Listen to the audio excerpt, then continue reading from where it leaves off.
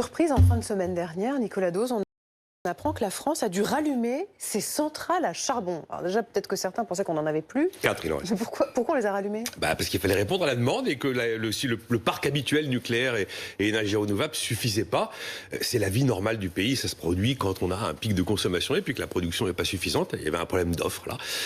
Et alors, donc, soit on rallume les centrales à charbon. En l'occurrence, on a rallumé celle qui est principalement en Loire-Atlantique. Voire on importe. Et on a importé d'ailleurs du charbon bien carboné là, qui venait d'Allemagne, pour jeudi dernier notamment répondre à la demande. Mais c'est quand même pas très bon justement pour l'écologie, ça, pour la planète, rallumer les centrales à charbon. Ah non, c'est pas bon, mais quand vous n'avez pas d'autre solution, parce que vous avez un pic de... C'est pas beaucoup aujourd'hui, mais quand vous avez un pic de conso et que vous n'avez pas assez d'offres... On n'a pas besoin de beaucoup d'énergie en ce moment, enfin, l'hiver n'est pas là... Alors c'est vrai, l'hiver il y a le chauffage qui est gros consommateur, et puis l'hiver il fait nuit plus tôt, 18-20 heures c'est le pic. Bon, là on a deux conjonctions d'événements, nous explique le réseau de transport d'électricité. Covid a considérablement ralenti la maintenance des centrales.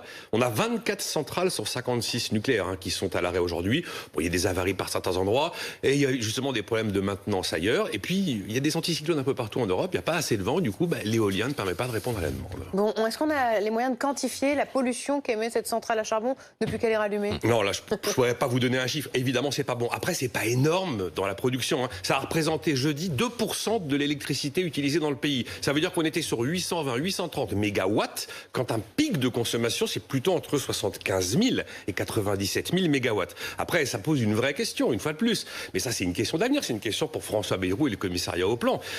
Il y a une innovation de rupture qu'il va falloir mettre en place, et j'espère que c'est l'Europe et pas la Chine et les États-Unis qui vont y parvenir, mettre en place le système qui permet de stocker massivement de l'électricité pour répondre à la demande d'une population. Ça n'existe pas. On ne sait pas faire. Du jour où cette technologie de rupture verra le jour, à ce moment-là, eh bien, les énergies renouvelables auront un avenir merveilleux, parce qu'elles ont un atout, c'est qu'elles sont propres, mais elles ont un grand défaut, c'est qu'elles sont alternatives, évidemment.